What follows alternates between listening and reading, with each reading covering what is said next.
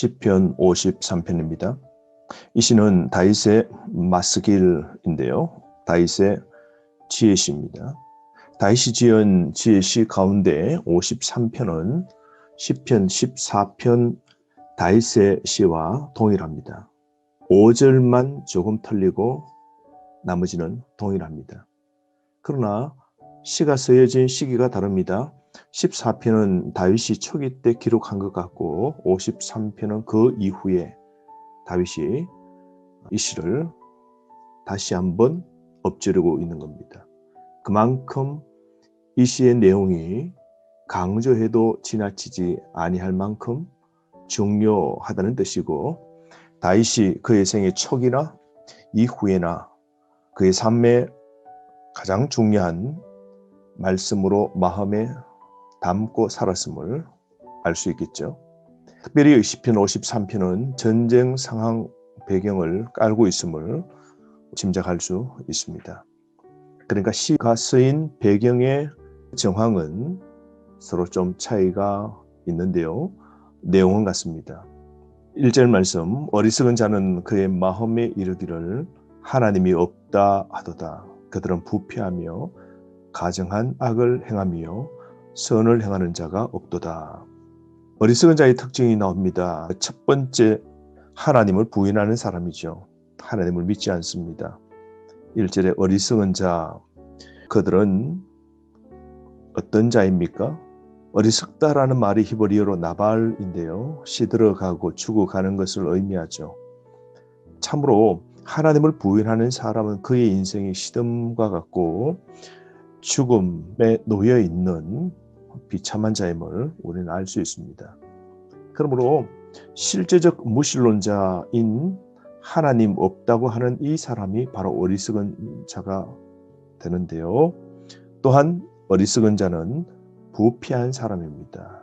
그들은 부패하며, 세 번째로 그들은 악을 행한 자입니다. 1절 말씀에 가증한 악을 행하며 라고 그럽니다. 거릇되고 치우쳐진 행동을 하는 것이죠. 여러분, 우리는 어리석은 자가 되지 말아야 됩니다. 어리석다라는 것은 세상의 지식과 세상의 학문의 부족을 말하는 것 아닙니다.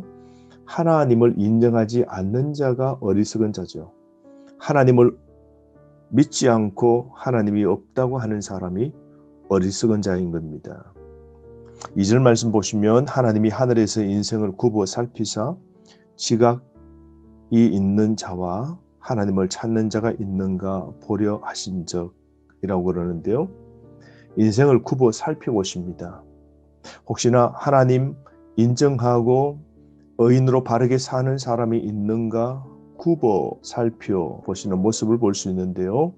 하나님을 의인화하고 있죠. 지혜 있는 자를 정말 세심하게 두루두루 찾으시는 하나님의 모습을 볼 수 있습니다.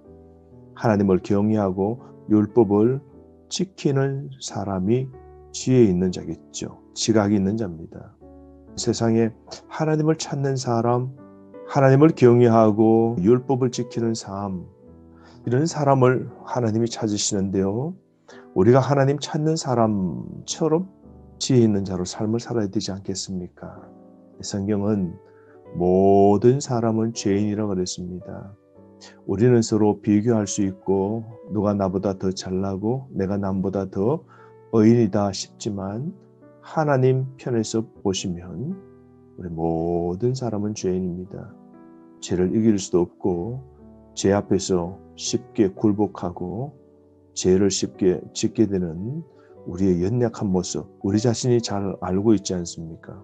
그러므로 우리는 하나님 앞에서 하나님 경외하고 하나님의 말씀을 지키려고 바르게 사는 노력을 보일 수 있는 그런 지혜 있는 자가 되지 못하는 것이죠.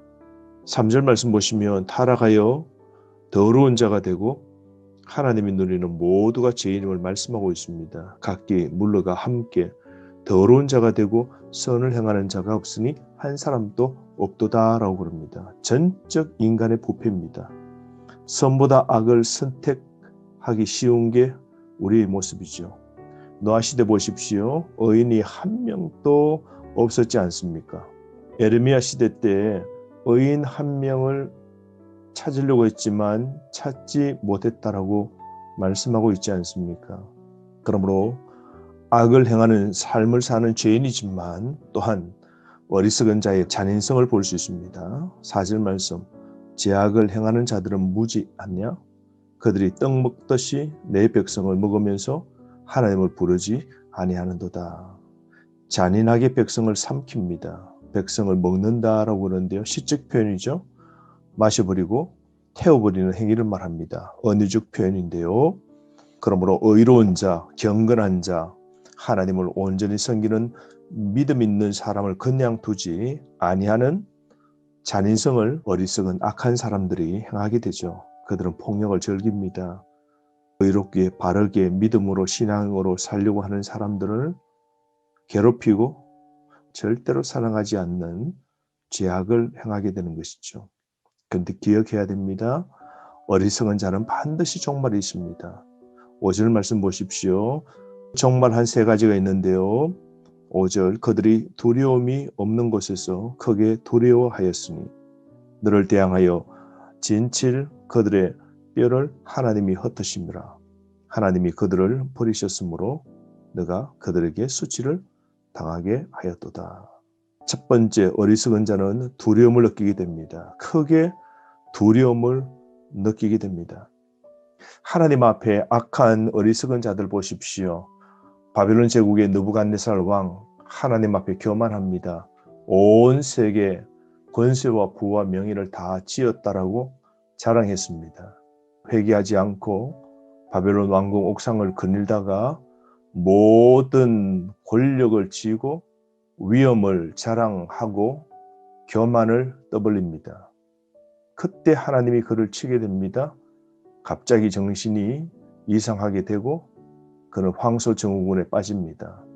그래서 인간, 사람이 아닌 짐승이라고 생각하며 그는 7년 동안 덜 짐승과 함께 지내면서 소처럼 풀을 뜯어먹고 머리털이 독수리 털과 같이 늘어뜨리고 손톱은 새 발톱처럼 되어서 보내게 됩니다.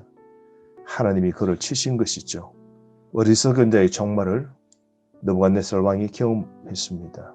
자기의 마음, 자기의 생각도 자기 마음대로 할 수 없음을 깨달으며 하나님의 심판으로 보낸 후에 비로소 지극히 높으신 하나님 앞에 겸손하고 하나님을 찬양하였지 않습니까?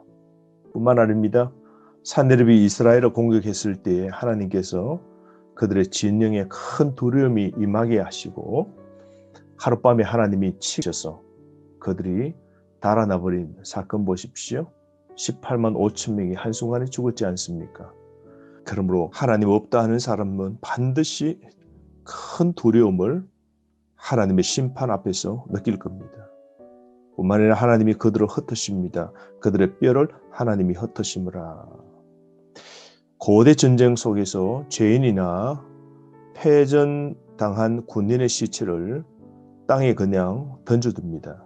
땅에 시체가 묻히지 못하면 그는 수치와 치욕을 당하게 되는 것이죠. 그러므로 악한 죄인들, 사형받을 만한 악한 사람들은 그냥 땅에다 버려둡니다. 그러면 이글거리는 태양이나 짐승의 밥이 되면서 해골이 되어 뒹굴며 그렇게 보내도록 하는 것이죠. 그러므로 하나님께서 이들을 흩으신다 그럽니다. 그 뼈들을 온 사방으로 흩으신다라는 거 보십시오. 어리석은 자의 종말이죠. 뿐만 아니라 그들이 수치를 당하게 하신다라고 말씀합니다. 악한 자를 심판하시는 하나님, 우리가 기억해야 됩니다. 그러므로 이스라엘의 회복을 위하여 기도합니다. 시온에 계신 하나님께 간절히 도움을 구하죠. 6절 말씀, 시온에서 이스라엘을 구원하여 줄 자가 누구신가? 하나님이 자기 백성의 포로된 것을 돌이키셨을 때에 야곱이 즐거워하며 이스라엘이 기뻐하리로다. 상황이 역전됩니다. 포로에서 어리석은 자에게 잡혀있는 이스라엘이 이제는 풀리게 됩니다. 하나님이 어리석은 자들을 치시게 되는 거죠.